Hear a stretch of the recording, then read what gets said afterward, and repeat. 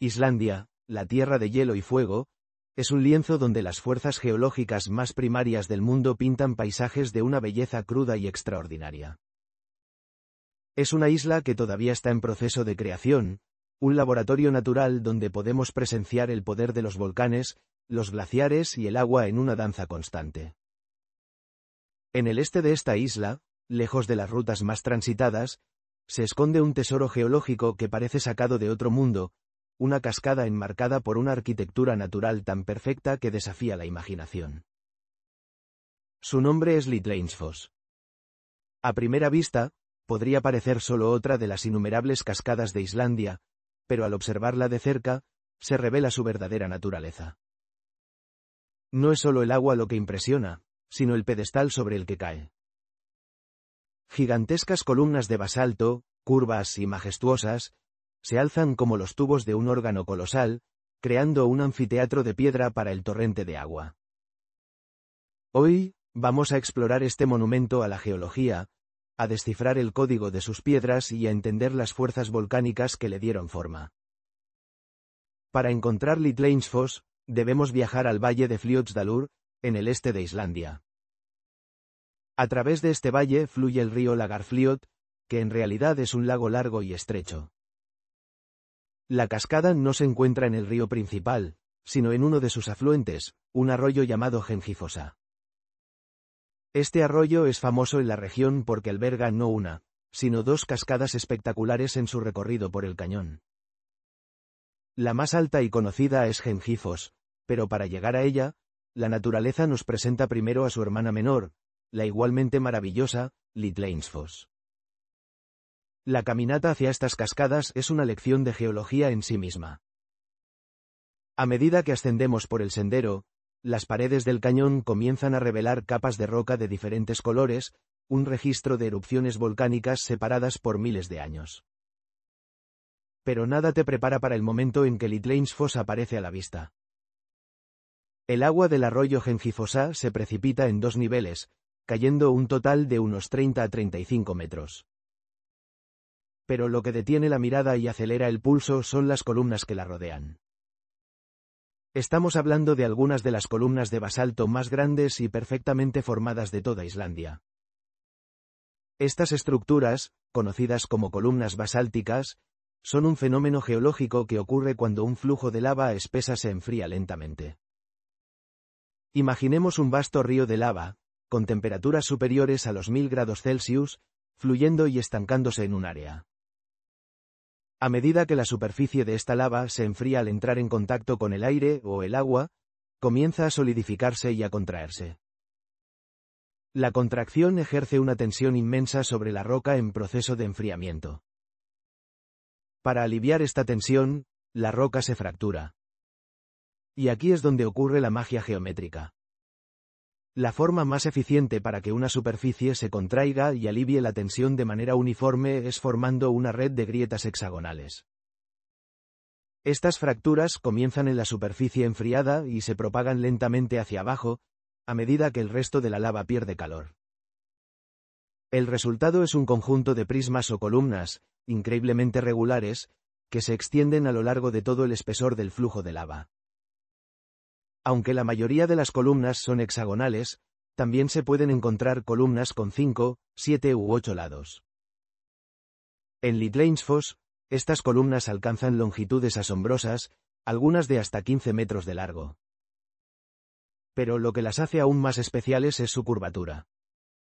No son perfectamente rectas como las que se ven en otros lugares famosos. Aquí, las columnas se curvan elegantemente, siguiendo la forma del terreno sobre el que fluyó la lava original. Esta curvatura nos dice que la superficie de enfriamiento no era perfectamente plana, sino que probablemente se adaptó a la topografía de un valle o una depresión preexistente. El agua del arroyo Hengifossa ha pasado miles de años trabajando sobre esta obra maestra volcánica. La erosión incesante ha tallado el cañón, cortando a través del flujo de lava basáltica y exponiendo las columnas en toda su gloria. La cascada cae directamente sobre estas estructuras, puliendo sus caras oscuras y resaltando su geometría. El contraste entre el blanco espumoso del agua en movimiento y el negro sólido e inmóvil del basalto es un espectáculo visual de una potencia increíble.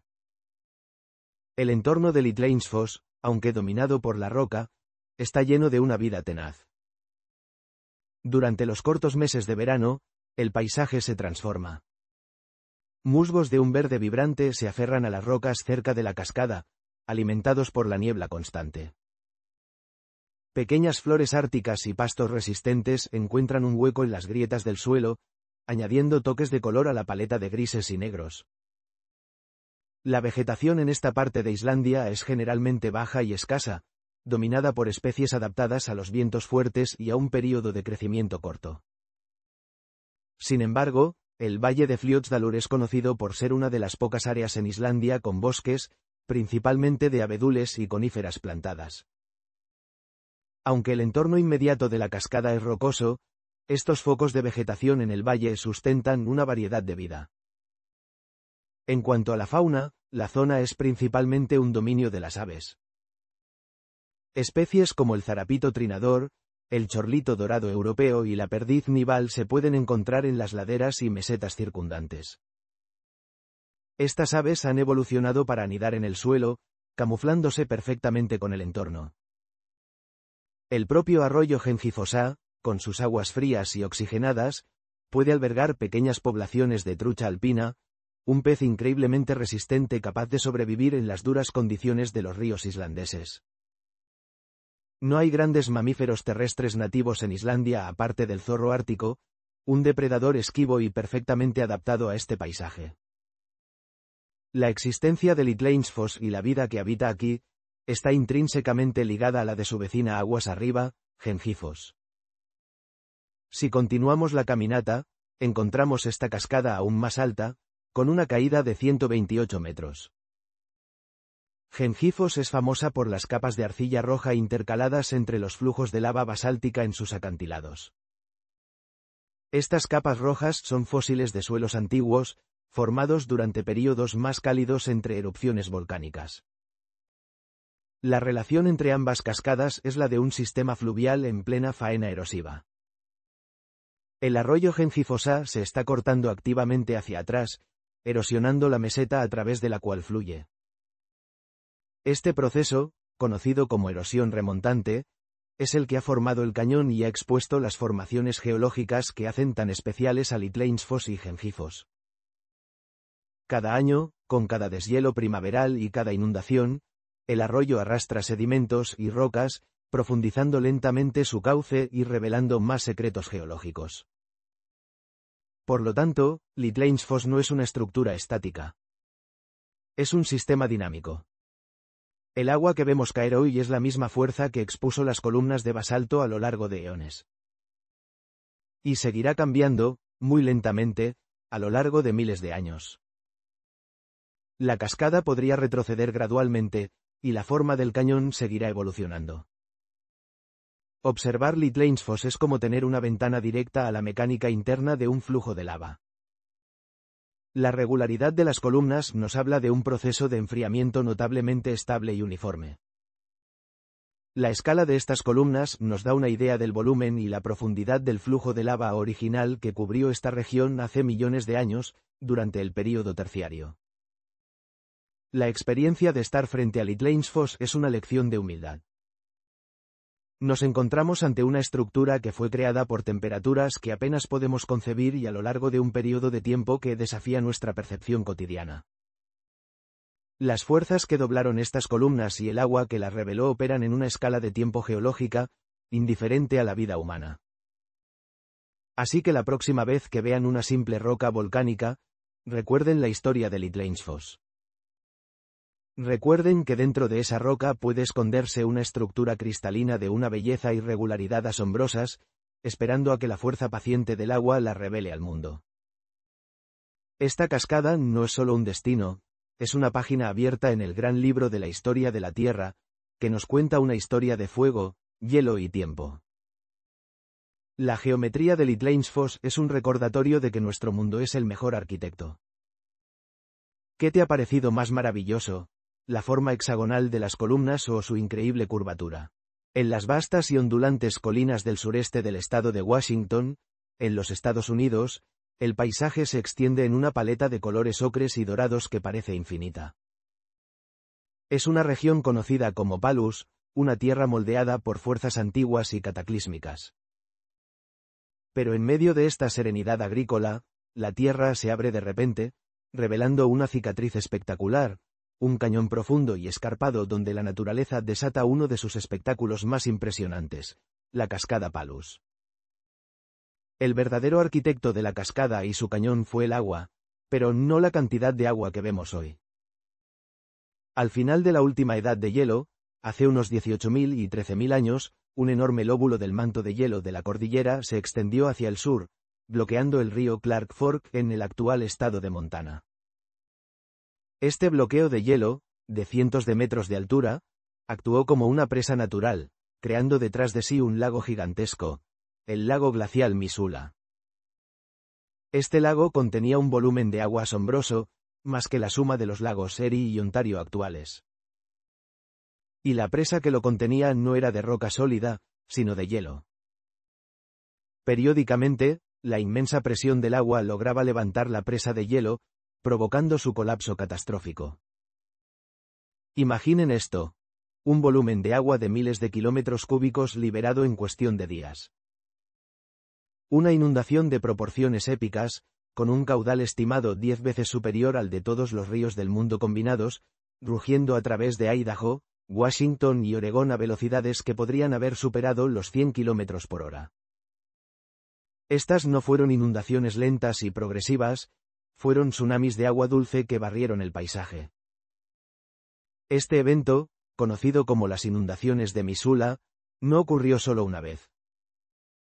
Los geólogos creen que este ciclo de formación de lagos y colapsos de presas de hielo se repitió docenas, quizás hasta cientos de veces, durante un período de varios miles de años. El río Palus, que hoy alimenta la cascada, originalmente fluía hacia el norte y se unía al río Columbia. Sin embargo, las repetidas inundaciones de Missoula tallaron un nuevo y espectacular camino a través de la meseta de basalto. Estas inundaciones crearon una red de enormes cañones y cañadas de paredes verticales conocidas como las Scablands canalizadas. El cañón del río Palus es uno de los ejemplos más impresionantes de esta topografía. Las aguas torrenciales, cargadas de rocas, hielo y sedimentos, actuaron como un papel de lija líquido, arrancando y pulverizando la dura roca basáltica. Así, la cascada Palus no fue tallada lentamente por el goteo constante de un río. Fue forjada violentamente, arrancada del paisaje por la fuerza bruta de las inundaciones glaciares más grandes que ha conocido nuestro mundo. Ahora, acerquémonos a la cascada en sí. El río Palus se desliza tranquilamente a través de las colinas hasta que, sin previo aviso, el suelo desaparece. El agua se precipita desde un anfiteatro de basalto semicircular, cayendo en picado 61 metros, unos 198 pies, hacia una poza profunda y turbulenta. Para ponerlo en perspectiva, esa es una caída más alta que la de las famosas cataratas del Niágara en su lado americano. El acantilado del que cae el agua es una pared de columnas basálticas. Estas columnas, a menudo hexagonales, se formaron cuando la lava masiva se enfrió y contrajo lentamente hace millones de años.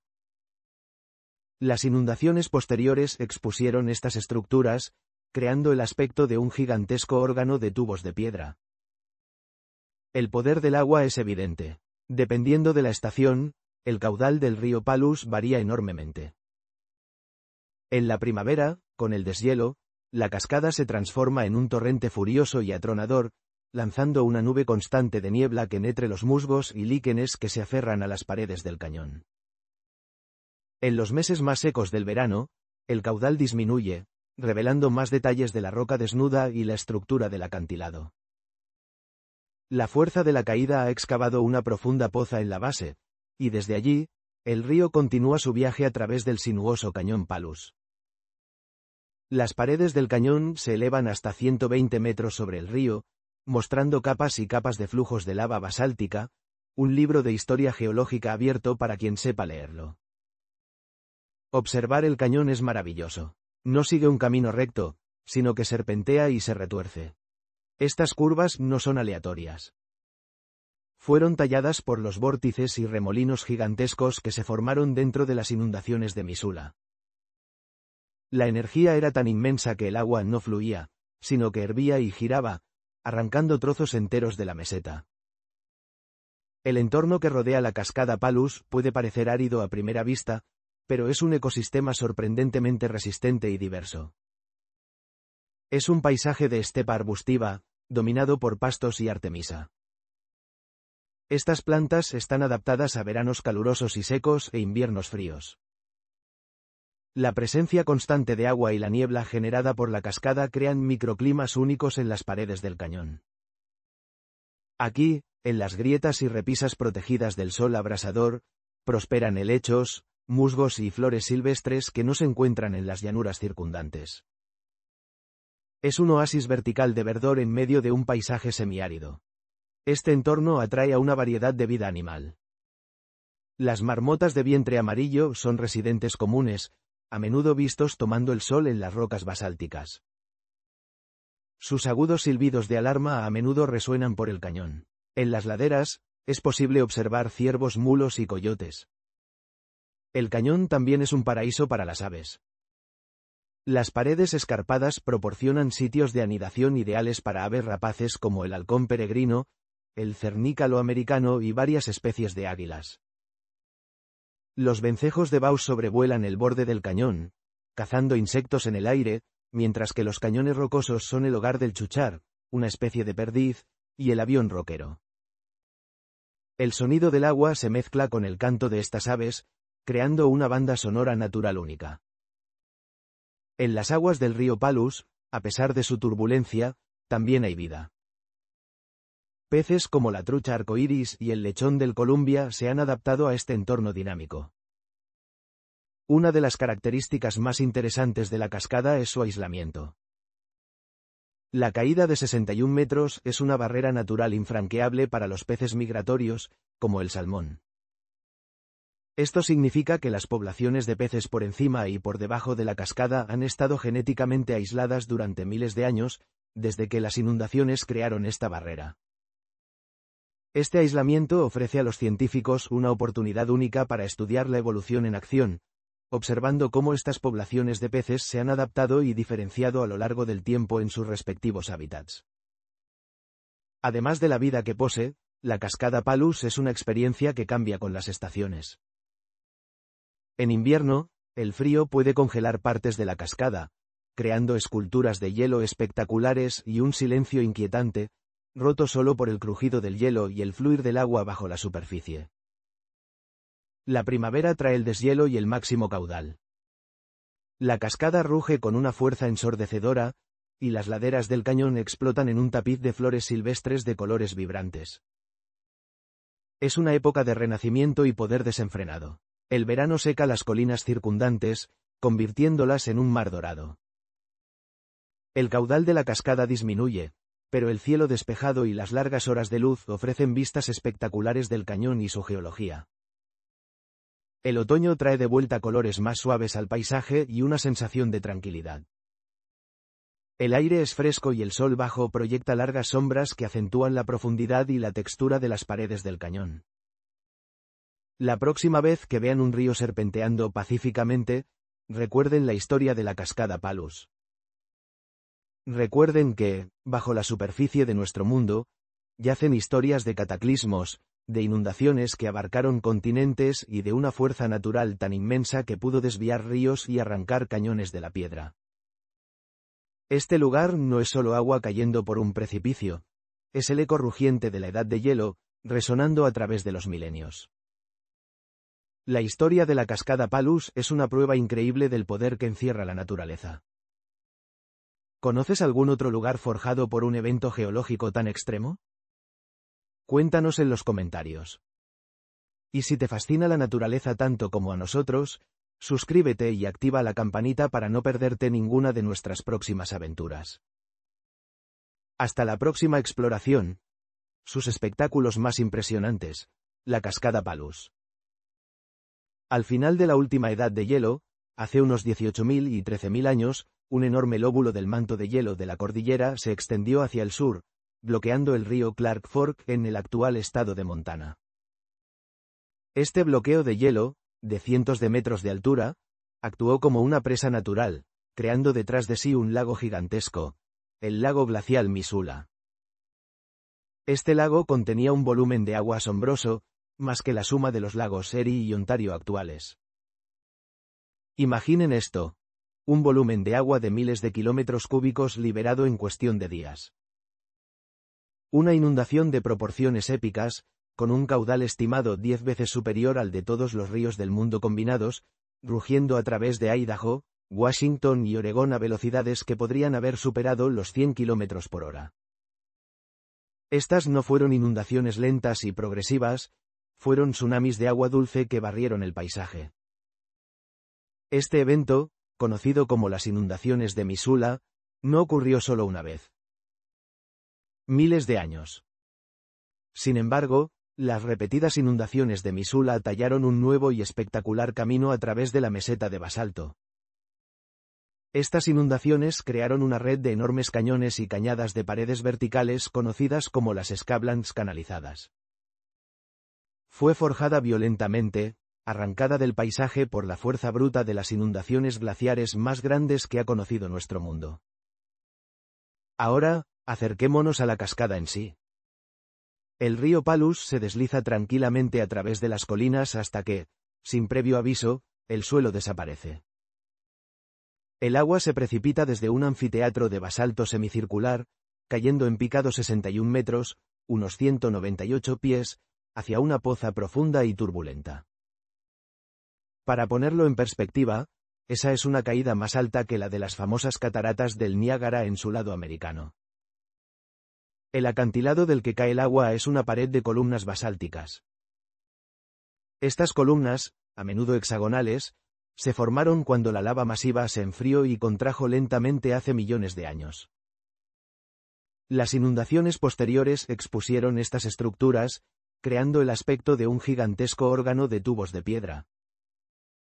El poder del agua es evidente. Dependiendo de la estación, el caudal del río Palus varía enormemente. En la primavera, con el deshielo, la cascada se transforma en un torrente furioso y atronador, lanzando una nube constante de niebla que nutre los musgos y líquenes que se aferran a las paredes del cañón. En los meses más secos del verano, el caudal disminuye, revelando más detalles de la roca desnuda y la estructura del acantilado. La fuerza de la caída ha excavado una profunda poza en la base, y desde allí, el río continúa su viaje a través del sinuoso cañón Palus.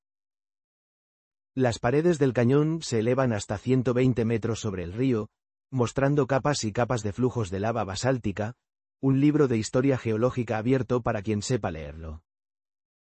Observar el cañón es maravilloso, no sigue un camino recto, sino que serpentea y se retuerce. Estas curvas no son aleatorias. Fueron talladas por los vórtices y remolinos gigantescos que se formaron dentro de las inundaciones de Missoula. La energía era tan inmensa que el agua no fluía, sino que hervía y giraba, arrancando trozos enteros de la meseta. El entorno que rodea la cascada Palus puede parecer árido a primera vista, pero es un ecosistema sorprendentemente resistente y diverso. Es un paisaje de estepa arbustiva, dominado por pastos y artemisa. Estas plantas están adaptadas a veranos calurosos y secos e inviernos fríos.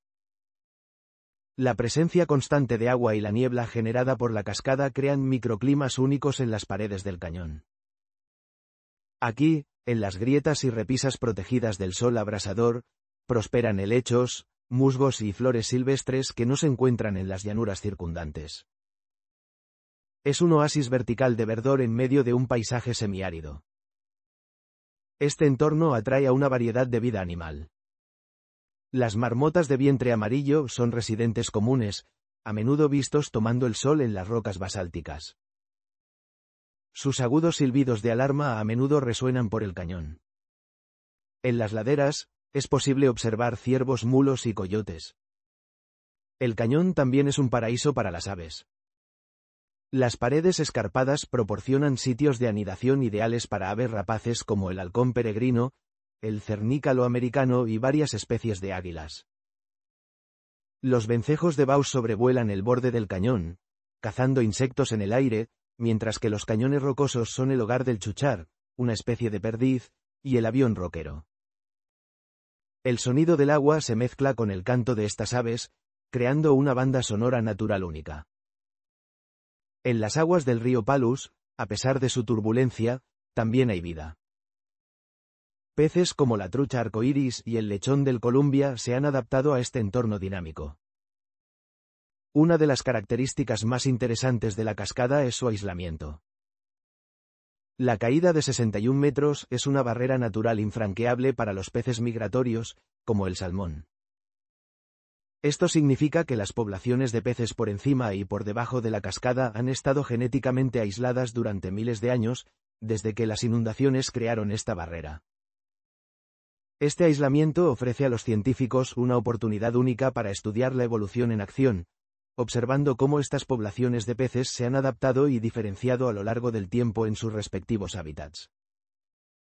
Visitar la cascada Palus es una experiencia que cambia con las estaciones. En invierno, el frío puede congelar partes de la cascada, creando esculturas de hielo espectaculares y un silencio inquietante, roto solo por el crujido del hielo y el fluir del agua bajo la superficie. La primavera trae el deshielo y el máximo caudal. La cascada ruge con una fuerza ensordecedora, y las laderas del cañón explotan en un tapiz de flores silvestres de colores vibrantes. Es una época de renacimiento y poder desenfrenado. El verano seca las colinas circundantes, convirtiéndolas en un mar dorado. El caudal de la cascada disminuye, pero el cielo despejado y las largas horas de luz ofrecen vistas espectaculares del cañón y su geología. Por la noche, lejos de la contaminación lumínica de las ciudades, el cielo se convierte en un deslumbrante espectáculo de estrellas. El otoño trae de vuelta colores más suaves al paisaje y una sensación de tranquilidad. El aire es fresco y el sol bajo proyecta largas sombras que acentúan la profundidad y la textura de las paredes del cañón. La próxima vez que vean un río serpenteando pacíficamente, recuerden la historia de la cascada Palus. Recuerden que, bajo la superficie de nuestro mundo, yacen historias de cataclismos, de inundaciones que abarcaron continentes y de una fuerza natural tan inmensa que pudo desviar ríos y arrancar cañones de la piedra. Este lugar no es solo agua cayendo por un precipicio, es el eco rugiente de la edad de hielo, resonando a través de los milenios. La historia de la cascada Palus es una prueba increíble del poder que encierra la naturaleza. En el vasto y a menudo subestimado paisaje del sur de Idaho, el río Snake ha labrado una herida profunda en la corteza terrestre, un cañón de roca volcánica oscura que guarda uno de los secretos mejor guardados de Norteamérica. Aquí, el agua no solo fluye, sino que explota en una demostración de poder y belleza tan grandiosa que se ha ganado un apodo audaz, el Niágara del Oeste. Hoy viajamos a las orillas de este cañón para ser testigos de la majestuosidad de la cascada Sossoone. Una maravilla natural cuya historia no fue escrita con la lenta paciencia del tiempo, sino en un instante de furia geológica. Prepárense para descubrir un lugar nacido del fuego y el hielo, una cascada con dos personalidades distintas y una fuerza capaz de dar forma a ecosistemas enteros y de iluminar ciudades. Este es un viaje al corazón rugiente de Idaho, a un espectáculo que desafía todas las expectativas. Nuestra primera parada es para abordar directamente esa atrevida comparación. ¿Puede una cascada en Idaho realmente medirse con las icónicas Niágaras? La respuesta, en una métrica clave, es un rotundo sí. La cascada Sossoone se precipita desde una altura de 65 metros, o 212 pies. Para ponerlo en perspectiva, es aproximadamente 14 metros más alta que las famosas cataratas del Niágara. Imaginemos la escena en su máximo esplendor. Un semicírculo de basalto de casi 300 metros de ancho, desde donde el poderoso río Snake se lanza al vacío. No es una sola cortina de agua, sino una compleja red de chorros, saltos y velos que se estrellan contra las rocas de abajo, levantando nubes de niebla que ascienden por las paredes del cañón y sostienen un ecosistema vibrante de musgos y líquenes. El estruendo es ensordecedor, una vibración que se siente en el pecho, un recordatorio constante de la energía pura que se libera en cada segundo. Mientras que Niágara es célebre por su inmenso volumen de agua, Sossoune ofrece un espectáculo de altura y dramatismo en un entorno mucho más salvaje y primigenio. El contraste del agua blanca y espumosa contra la roca volcánica oscura y escarpada crea una paleta de colores elemental y poderosa. Es la prueba de que las maravillas naturales más impresionantes no siempre se encuentran en los lugares más famosos, sino que a menudo esperan ser descubiertas por aquellos dispuestos a mirar más allá de lo evidente. Ahora bien, ¿cómo se formó una estructura tan colosal? Su origen no es una historia de erosión lenta y gradual, sino un relato de dos de las fuerzas más violentas de la naturaleza: el vulcanismo extremo y una inundación de proporciones bíblicas.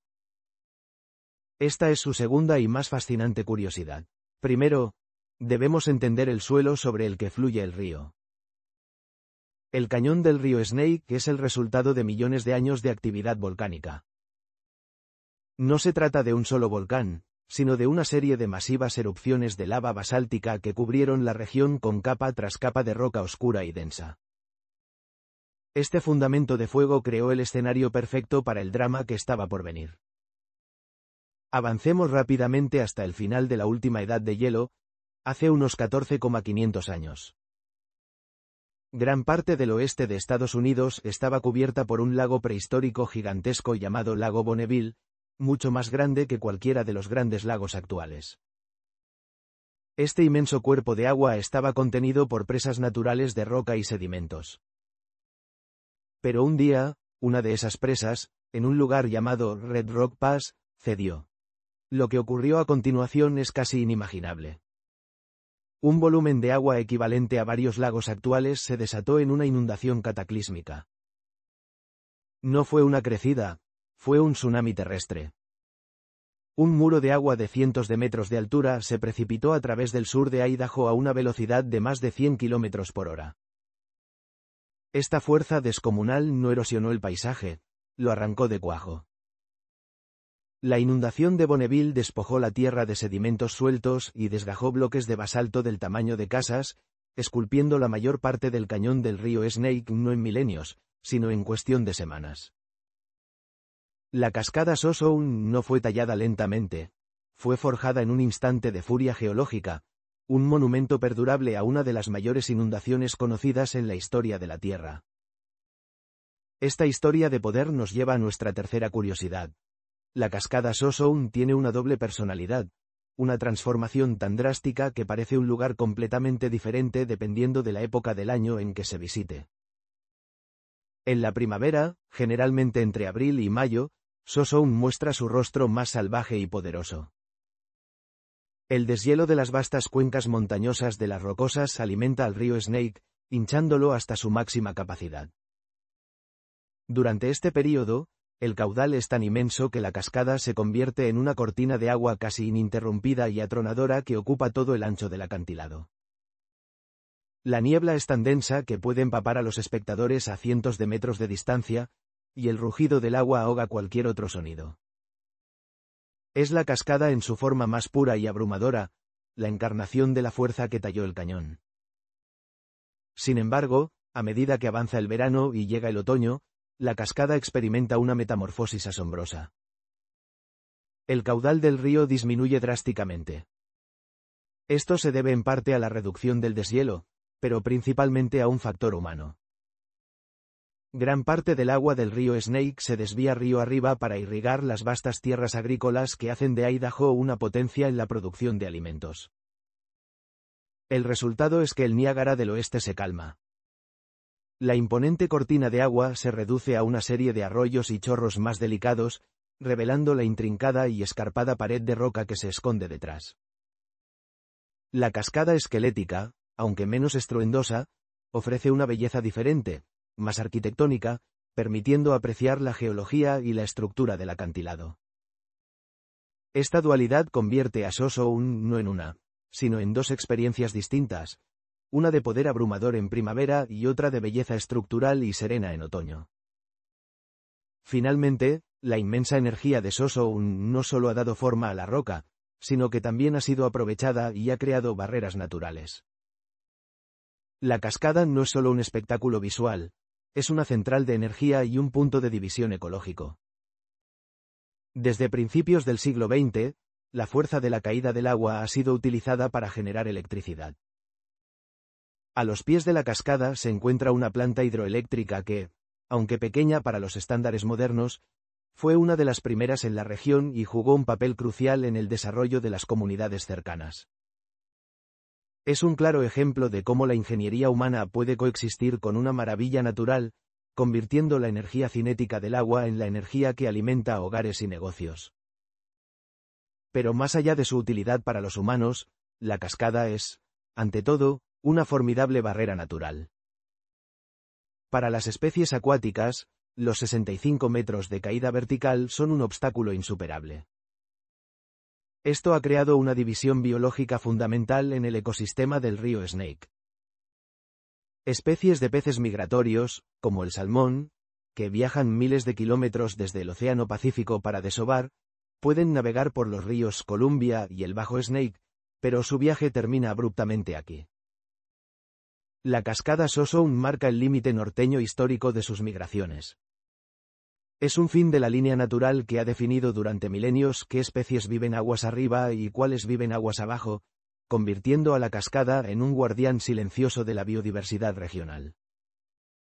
En conclusión, la cascada Sossoun es mucho más que el Niágara del Oeste. Es un testamento de la historia violenta y espectacular de nuestro planeta. Es un lugar nacido del fuego volcánico y esculpido por una inundación apocalíptica. Es un camaleón natural, que se transforma de un monstruo rugiente en primavera a una escultura de roca y agua en otoño. Y es una fuerza activa, una central eléctrica que impulsa el progreso y una barrera ecológica que dicta las reglas de la vida en el río. Visitar Sossoun es presenciar el legado de fuerzas geológicas que empequeñecen nuestra imaginación, y es entender que incluso en los paisajes más inesperados, la Tierra guarda espectáculos de una escala y una belleza verdaderamente mundiales. Ahora que sabes la increíble historia detrás del Niágara del Oeste, ¿te gustaría visitarla? En el corazón de los Alpes suizos, enclavado entre picos majestuosos, yace un gigante de hielo que respira, se mueve y cuenta una historia de milenios.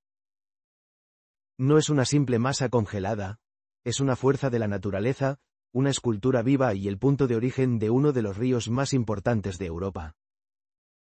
Hoy nos adentramos en el mundo azul y cristalino del glaciar Rhone, para descubrir los secretos que guarda en sus profundidades y la acelerada transformación que está experimentando ante nuestros ojos. Este no es solo un viaje a un lugar de inmensa belleza, sino un viaje al pasado geológico de nuestro mundo y una ventana directa a los procesos naturales que moldean las altas montañas. Desde su nacimiento como copos de nieve hasta su lento pero imparable descenso por la montaña, el glaciar Rhone es un espectáculo de poder, fragilidad y cambio constante. Prepárense para explorar el corazón de un río de hielo. Nuestra primera parada en este viaje nos lleva a su propósito más fundamental: ser una fuente de vida.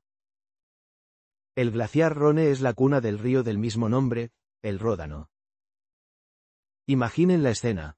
Bajo la inmensa presión de toneladas de hielo, y gracias al calor geotérmico de la Tierra y la fricción del movimiento, la base del glaciar se derrite lentamente. A esto se suma el deshielo superficial provocado por el sol del verano. Pequeños riachuelos comienzan a formarse, serpenteando a través de túneles y grietas dentro del propio glaciar, como un sistema circulatorio oculto. Finalmente, estas corrientes emergen en la base del glaciar, en una boca de hielo conocida como el hocico. Allí, de esa cueva helada, nace un lago de aguas lechosas y de un color turquesa casi irreal. Ese color tan particular tiene una explicación maravillosa. No es agua sucia, todo lo contrario. A medida que el glaciar avanza, tritura las rocas de su lecho en un polvo finísimo, casi como harina. Este sedimento, llamado harina de roca o leche glaciar, es tan ligero que permanece suspendido en el agua. Son estas partículas minerales las que reflejan la luz del sol, dándole al agua ese tono opaco y brillante que es la firma inconfundible de un río de origen glaciar. El gigante helado llora, y sus lágrimas de agua pura, cargadas de minerales, dan vida a un río que recorrerá cientos de kilómetros hasta desembocar en el mar Mediterráneo. Cada gota de agua en el Ródano comenzó su viaje aquí, como un cristal de hielo en la cima de los Alpes. Pero la importancia del glaciar no termina en ser una simple fuente de agua. La segunda curiosidad es quizás la más difícil de percibir, pero la más poderosa: el glaciar está vivo. Se mueve. Aunque a simple vista parezca una estructura estática y eterna, el Rhône fluye montaña abajo como un río congelado en cámara superlenta. Este movimiento se debe a dos procesos principales. Por un lado, la inmensa presión de su propio peso hace que los cristales de hielo se deformen y se deslicen unos sobre otros, permitiendo que la masa fluya plásticamente, como una pasta de dientes muy densa. Por otro lado, el agua de deshielo en su base actúa como un lubricante, permitiendo que el glaciar se deslice sobre el lecho de roca. ¿Y a qué velocidad se mueve? En su parte central y más activa, puede avanzar hasta 40 metros por año. Puede no parecer mucho, pero para una masa de hielo de cientos de metros de espesor, es un avance colosal. Este movimiento es el que le da su poder transformador. Es un bulldozer natural. A su paso, arranca rocas, pule valles y transporta toneladas de sedimentos. Las pruebas de este movimiento son visibles por todas partes. Las enormes grietas que se abren en su superficie, llamadas crevasses, se forman cuando el hielo se estira y se quiebra al pasar por un terreno más inclinado o irregular. Y en sus bordes, el glaciar deposita todo el material rocoso que ha arrastrado, formando crestas de sedimentos llamadas morrenas, que son como las cicatrices que el gigante de hielo deja en el paisaje, testimonios de su tamaño y su fuerza en épocas pasadas. Hace apenas 150 años, a mediados del siglo XIX, el glaciar se extendía mucho más abajo en el valle, un verdadero mar de hielo que hoy solo podemos imaginar gracias a estas huellas geológicas. Ahora, imaginemos que podemos hacer algo impensable: viajar al interior de este gigante en movimiento. Esta no es una fantasía. Cada año, se excava un túnel, una gruta de hielo de unos 100 metros de longitud directamente en el costado del glaciar. Entrar aquí es como sumergirse en otro mundo. Todo está bañado por una luz azul profunda, etérea y sobrecogedora. Este fenómeno tiene una explicación puramente física. Se ha formado por la compactación de nieve a lo largo de siglos, expulsando casi todas las burbujas de aire. La luz que se aventura en su interior se enfrenta a un filtro mágico. El hielo denso absorbe casi todos los colores del espectro de luz visible, los rojos, naranjas, amarillos y verdes, pero es menos eficaz absorbiendo el azul. Así, la luz azul es la que logra penetrar más profundamente y se dispersa, rebotando de cristal en cristal hasta bañar todo con un resplandor de otro mundo. Mientras caminas por este pasillo helado, puedes escuchar el corazón del glaciar. El goteo constante del agua de deshielo, el crujido sordo del hielo moviéndose y reajustándose bajo una presión inimaginable. Es un recordatorio constante de que estás dentro de una entidad dinámica.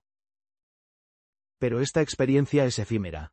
Debido a que el glaciar fluye y se derrite, la gruta se deforma y se desplaza varios metros cada año.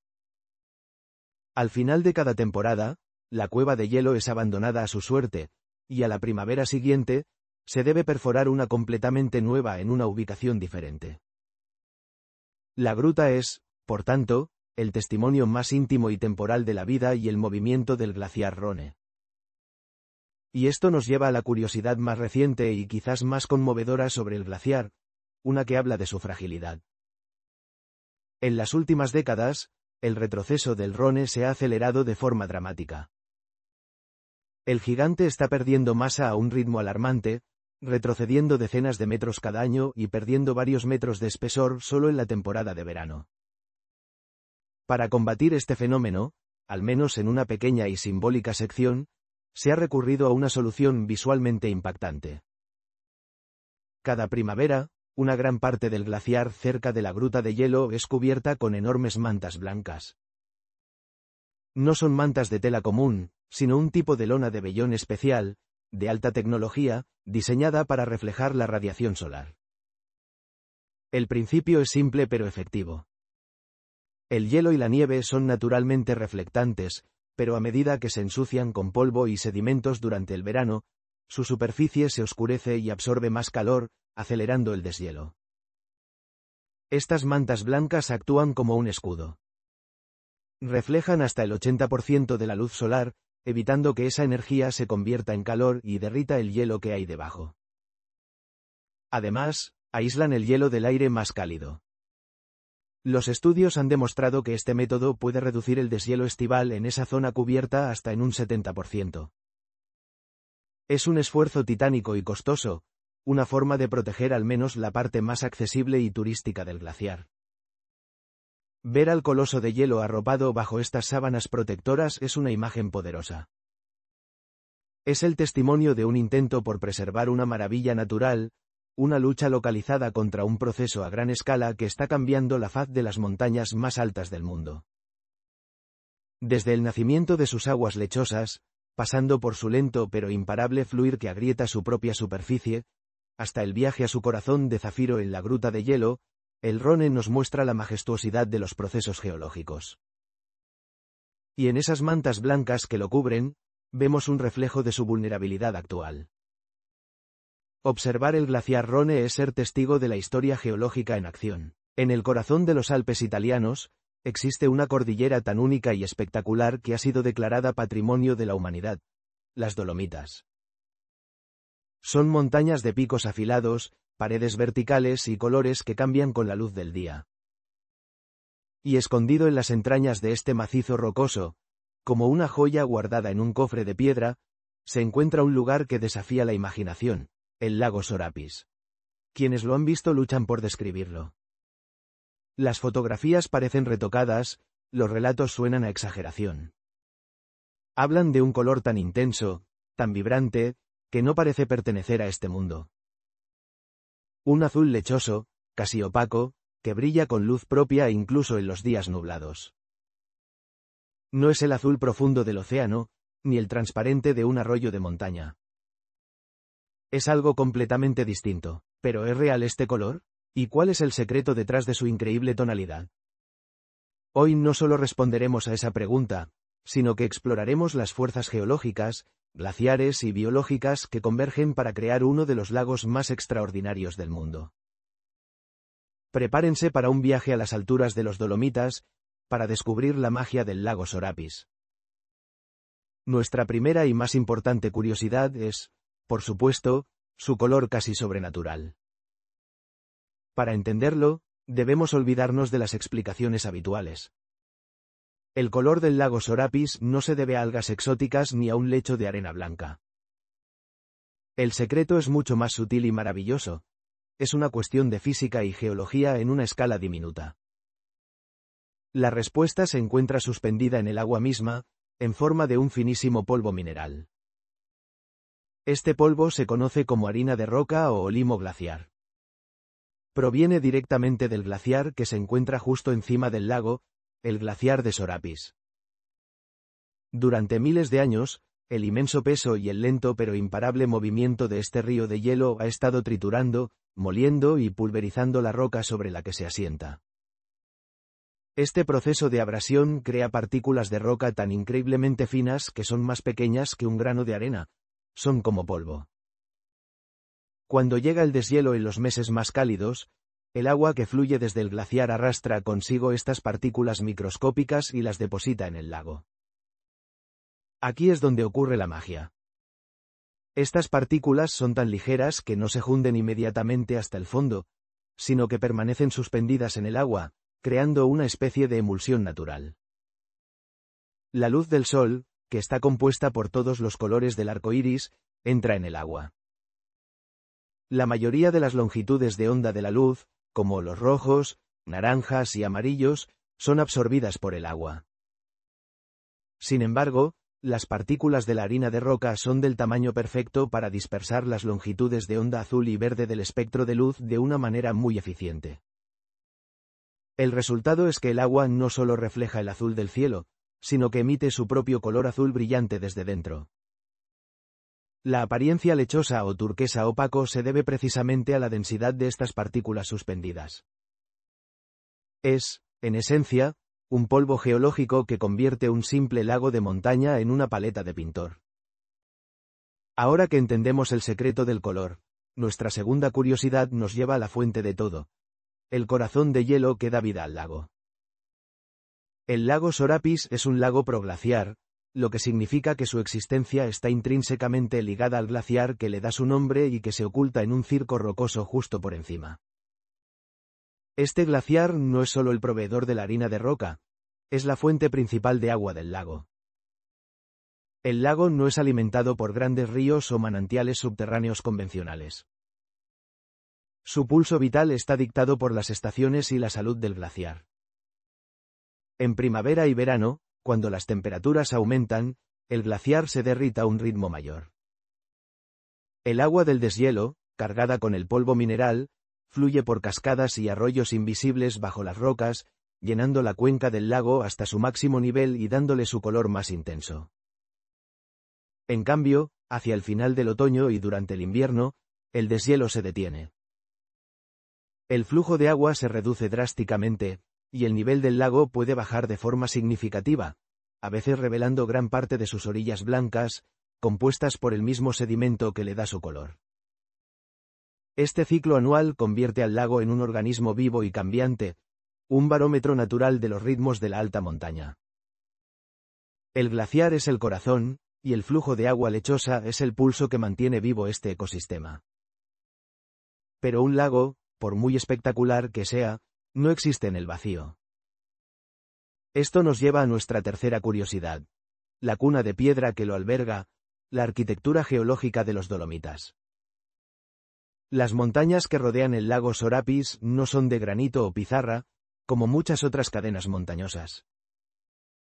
Están compuestas principalmente por una roca llamada dolomía. Y aquí hay una historia asombrosa.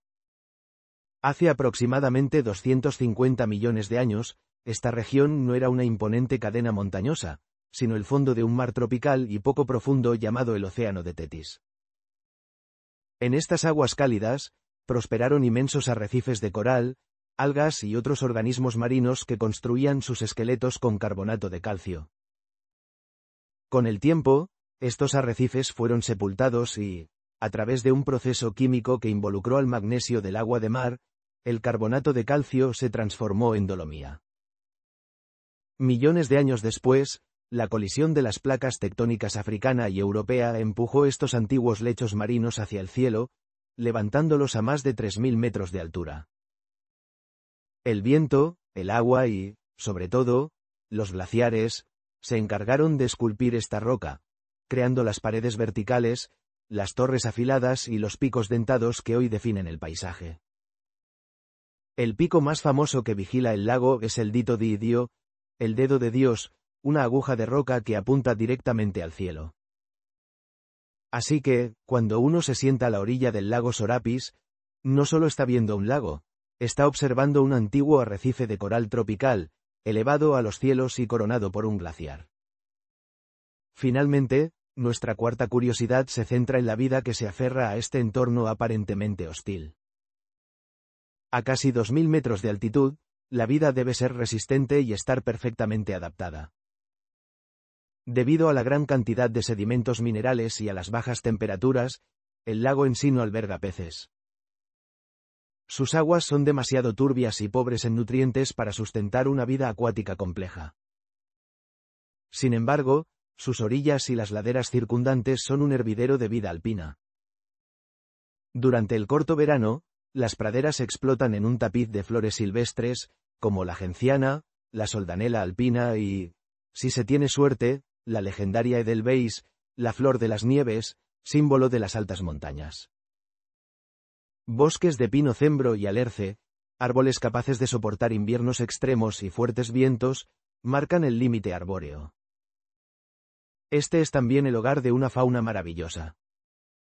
Es común escuchar el agudo silbido de las marmotas, que toman el sol sobre las rocas antes de desaparecer en sus madrigueras.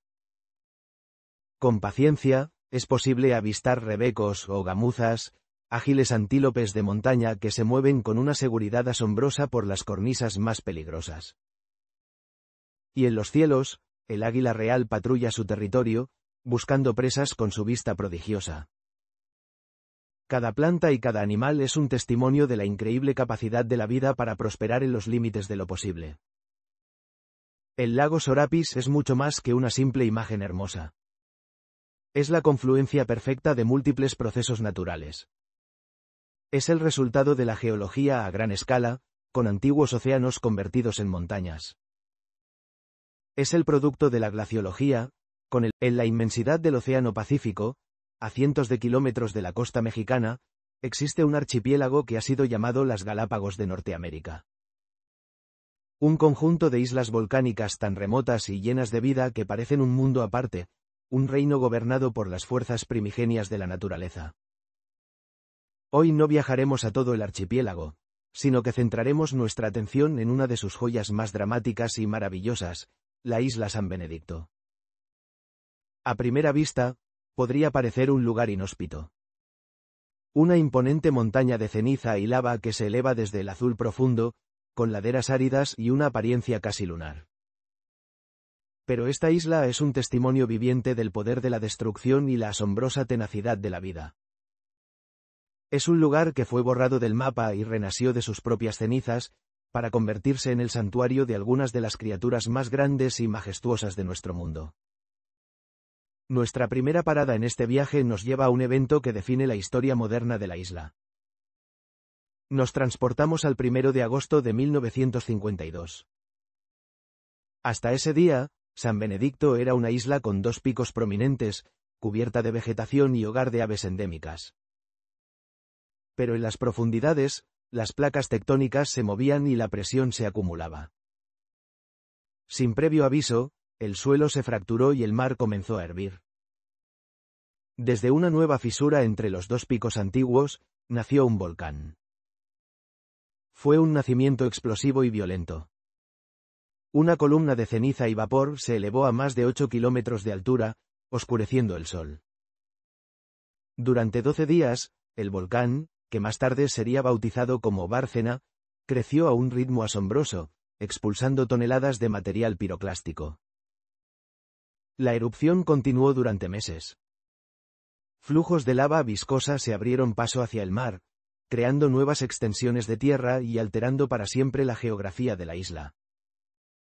Cuando el silencio finalmente regresó en 1953, San Benedicto era un lugar irreconocible.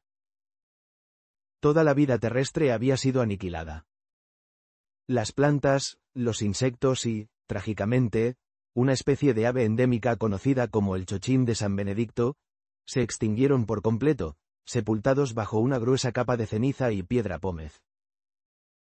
La isla se había convertido en un lienzo en blanco, un laboratorio natural a escala masiva. Era un paisaje estéril, un mundo de color gris ceniza.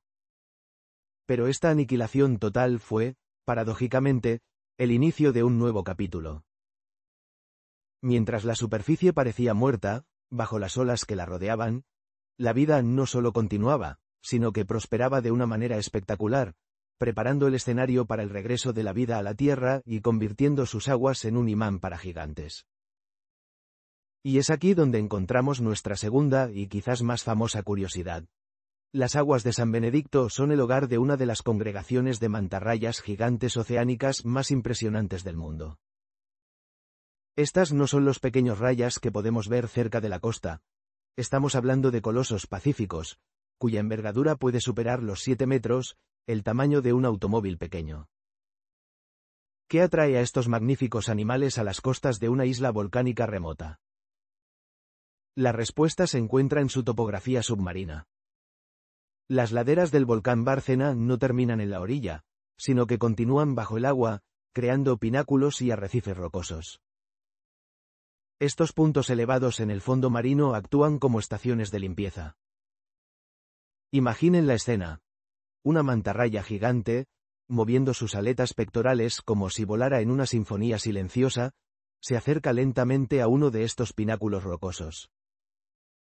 A medida que se aproxima, pequeños peces, como el pez ángel de Clarion, salen de sus refugios en las rocas y comienzan a nadar alrededor del gigante. Inician un trabajo meticuloso, alimentándose de los parásitos y la piel muerta que se acumula en el cuerpo de la manta. Es una relación simbiótica perfecta. Los peces pequeños obtienen una comida fácil y la mantarraya recibe un servicio de limpieza esencial que la mantiene sana. Lo que hace única a la interacción en San Benedicto es el comportamiento de las mantas. Parecen buscar activamente la interacción. Se deslizan en círculos, exponiendo cada parte de su cuerpo a los peces limpiadores. Incluso se ha observado que son increíblemente curiosas con los buceadores que visitan la zona, acercándose pacíficamente, mirándolos con sus ojos inteligentes y, en ocasiones, sobrevolándolos tan cerca que las burbujas de la respiración acarician su vientre. No es un encuentro con un simple pez, es una conexión con un ser inteligente, consciente y gentil, un verdadero titán del océano. Pero las mantarrayas no son los únicos gigantes que consideran a San Benedicto un lugar especial. Esto nos lleva a nuestra tercera curiosidad. La isla es una parada crucial en la autopista migratoria de algunos de los animales más grandes que jamás hayan existido. Cada año, entre el invierno y la primavera, las aguas relativamente cálidas y protegidas del archipiélago se convierten en la sala de partos de las ballenas jorobadas. Después de un viaje épico de miles de kilómetros desde las frías aguas de alimentación de Alaska y el Ártico, estas ballenas llegan aquí para un propósito fundamental: dar a luz y criar a sus ballenatos. Durante meses, el aire se llena con el sonido de sus exhalaciones y las aguas retumban con los complejos y melancólicos cantos de los machos. Es posible observar a las madres enseñando a sus crías a respirar, a saltar y a golpear la superficie con sus enormes colas. Es un espectáculo de ternura y poder a una escala monumental. La protección que ofrecen estas islas remotas es vital para la supervivencia de la nueva generación de jorobadas. Junto a las ballenas y las mantas, un desfile de otros depredadores patrulla a estas aguas ricas en nutrientes. San Benedicto es famosa por sus poblaciones de tiburones. Cientos de tiburones martillo festoneados pueden ser vistos nadando en formaciones casi militares en los límites de la visibilidad. Tiburones de Galápagos, tiburones sedosos y tiburones punta blanca de arrecife también son residentes habituales. Su presencia no es un signo de peligro, sino un indicador de un ecosistema marino en perfecto estado de salud. La abundancia de estos depredadores ápice significa que toda la cadena alimentaria, desde el plancton hasta los grandes peces, está funcionando en equilibrio. Finalmente, nuestra cuarta curiosidad nos devuelve a la tierra firme, a ese paisaje de ceniza que dejamos atrás. ¿Qué sucedió en las décadas posteriores a la erupción del Bárcena? La vida, como siempre, encontró un camino. Fue un proceso lento, paciente y tenaz, una reconquista silenciosa. Las primeras formas de vida en regresar no fueron plantas complejas, sino líquenes y musgos, capaces de aferrarse a las rocas volcánicas y descomponerlas lentamente, creando los primeros indicios de suelo. Las semillas y esporas de otras plantas, probablemente transportadas por el viento a través de cientos de kilómetros de océano abierto o en el sistema digestivo de aves marinas migratorias, comenzaron a llegar. Las aves marinas, como los pájaros bobo de patas azules y las fragatas, fueron los ingenieros de este renacimiento. Empezaron a utilizar la isla como lugar de anidación y descanso. Sus excrementos, ricos en nitrógeno y otros nutrientes, actuaron como un potente fertilizante para la estéril ceniza volcánica. Poco a poco, en las grietas y zonas más protegidas del viento, las primeras plantas herbáceas comenzaron a brotar, pequeños puntos de verde en un mar de gris. Hoy en día, aunque la isla sigue teniendo un aspecto mayoritariamente árido, la vegetación ha comenzado a establecerse de nuevo. Matorrales y pastos resistentes cubren ahora partes de las laderas más antiguas, y el proceso de sucesión ecológica continúa. San Benedicto es una lección a cámara lenta sobre la resiliencia planetaria. Nos muestra que incluso después de un evento de esterilización total, si se le da tiempo y se le deja en paz, la naturaleza tiene una capacidad increíble para sanar y reconstruirse a sí misma. San Benedicto nos recuerda que nuestro mundo está vivo, en un estado de cambio constante. Es un santuario que demuestra la importancia de proteger estos lugares salvajes y remotos, no solo por las espectaculares criaturas que albergan, sino por lo que nos enseñan sobre la destrucción, la creación y la extraordinaria capacidad de la naturaleza para renacer. Un mundo forjado en fuego, y hoy, un paraíso para gigantes. ¿Fascinado por los titanes de San Benedicto? Nosotros también. Ayúdanos a que más gente conozca este paraíso. Comparte este vídeo, dale like y, lo más importante, suscríbete para que no te pierdas nuestra próxima aventura. Y ahora te preguntamos a ti, ¿qué otro gigante de la naturaleza te gustaría que investigáramos en un próximo vídeo? Te leemos abajo. Hasta la próxima exploración.